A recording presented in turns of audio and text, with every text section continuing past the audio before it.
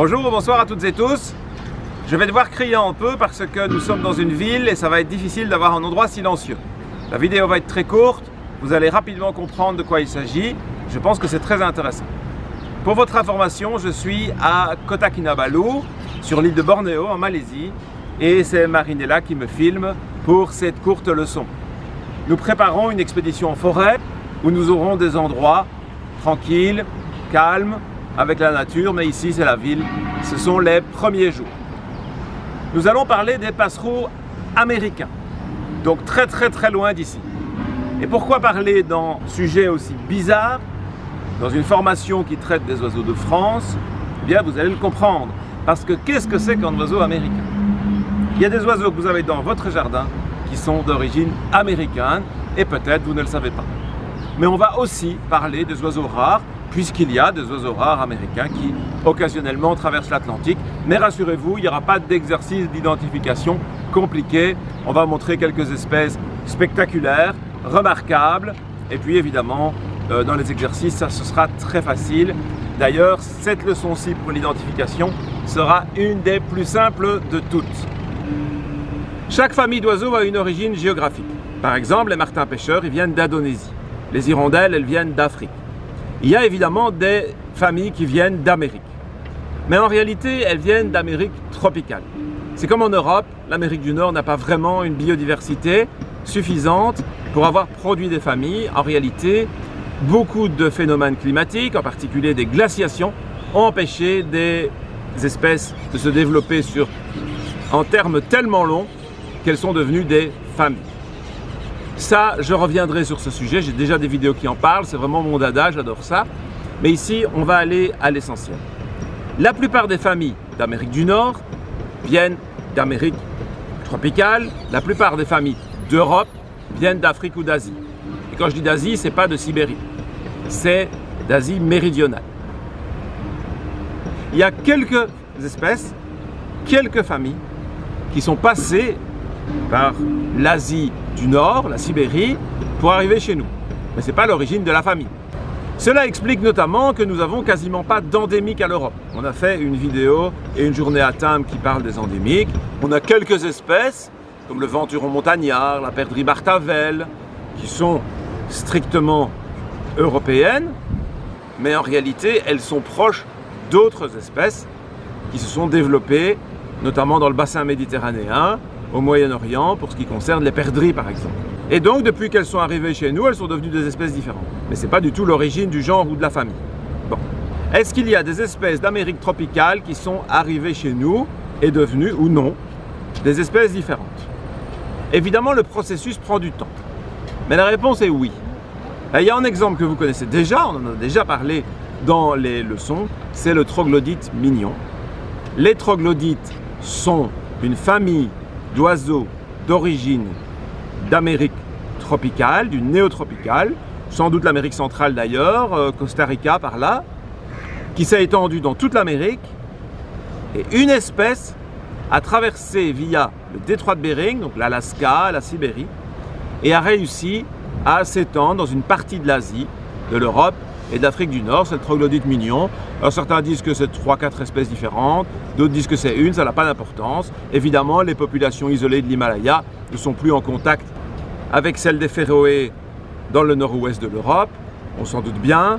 Et donc il y a toutes sortes de sous-espèces qui existent. Les sous-espèces, c'est en fait des espèces en formation si vous voulez, et certaines sont déjà considérées comme des espèces par certains auteurs. Ce n'est pas le cas de la majorité. Bon, est-ce qu'il y a beaucoup d'exemples comme ça? La réponse est non. Par contre, il y a un cas intéressant. Les bruants, les vrais, sont des oiseaux d'Eurasie et d'Afrique. Peu importe qu'ils viennent d'Asie ou d'Afrique, ce n'est pas ici la question.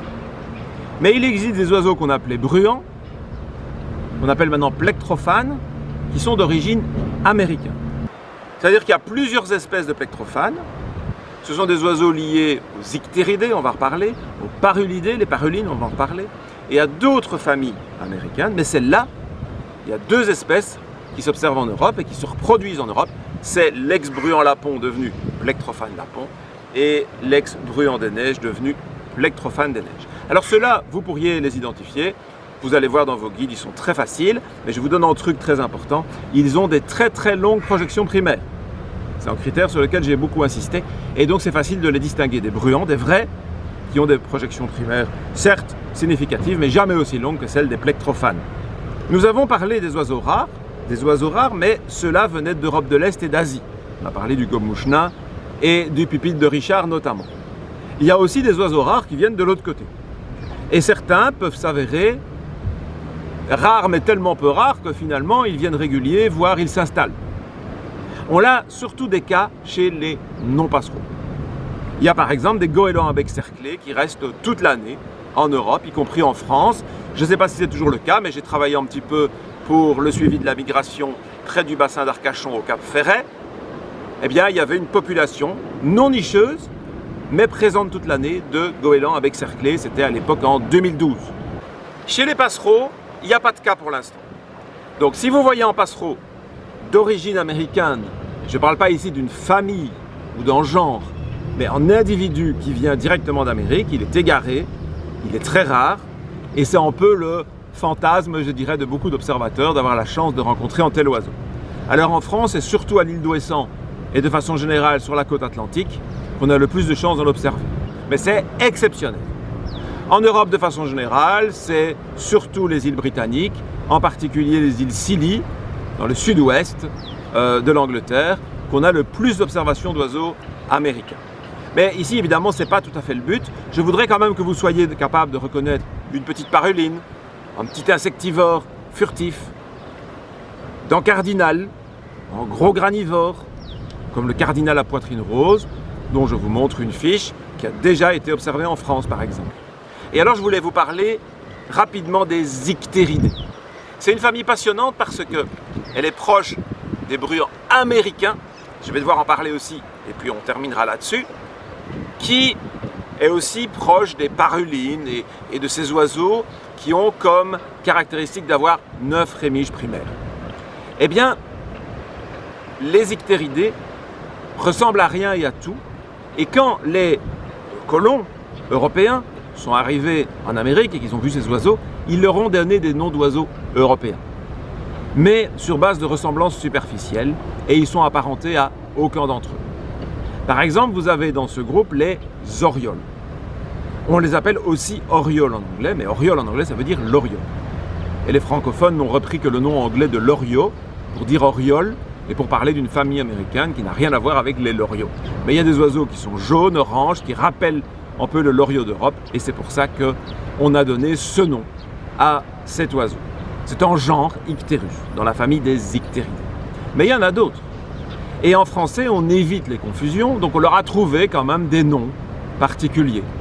On a les carouges, on a les vachers, on a les cuiscales, etc. Mais les cuiscales, les carouges, ce sont des oiseaux que les Anglais appellent blackbirds, ce qui veut dire merle noir, en fait. Ou merle, mais quand même surtout le merle noir. Parce que ce sont des oiseaux qui sont souvent noirs ou à dominante noire, et ils ont un peu la taille d'un merle, on les voit parfois au sol comme les merles ou les étourneaux. Et donc, ils ont été appelés ainsi. Pour aller plus loin, je vous invite à voir une vidéo où je parle spécifiquement de ce sujet à propos d'un blackbird, mais qui s'appelle cuiscale en français, du Mexique, et d'un merle en vrai, également du Mexique, qui est pris donc dans le même jardin. Je vous invite vraiment à aller voir cette vidéo. Elle est très courte.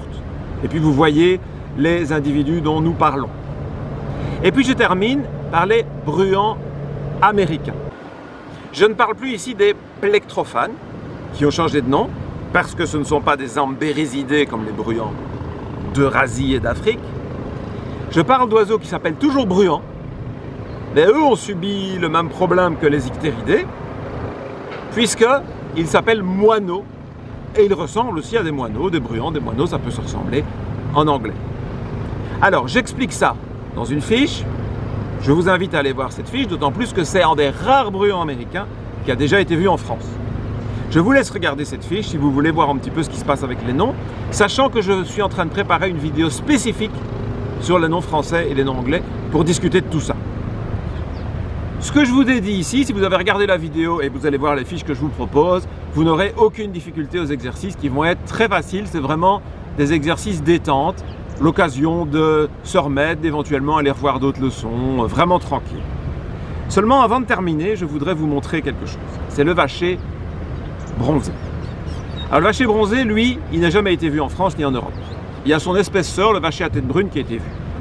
Je vous montre le vacher bronzé tout simplement parce que lui, j'ai sa fiche et pas encore le vacher à tête brune. Et c'est donc le vacher bronzé que j'ai utilisé pour expliquer le parasitisme chez les vachers. Et c'est très intéressant pour vous parce que nous allons revenir sur les coucous, notamment pour parler du coucou-jet. On a parlé de l'identification du coucou gris qui est très facile, mais dans la leçon sur le coucou-jet, je vais vous parler du parasitisme. Or, en Amérique, les coucous ne sont pas des parasites, mais les vachers en sont. Et c'est dans cette fiche que j'explique comment les vachers pondent dans le nid des autres et tout ce que ça implique. Et donc, je vous invite vraiment à aller voir cette fiche à votre aise. C'est en oiseau que j'ai vu encore récemment. Je rajouterai peut-être même des photos à l'occasion. Mais il y a déjà une fiche complète. Il y a déjà un jeune en train de se faire nourrir par l'espèce parasitée. Et donc, je pense que ça peut vraiment vous intéresser d'aller voir ça. Vous apprendrez beaucoup sur le comportement des oiseaux. Voilà. J'espère que les bruits de fond ne vous aient pas dérangé. J'ai vraiment pas d'autre solution. C'est juste pour cette leçon. Et la prochaine sera faite dans des bien meilleures conditions. Je suis aussi près de l'aéroport et vous entendez l'avion. Je vous laisse.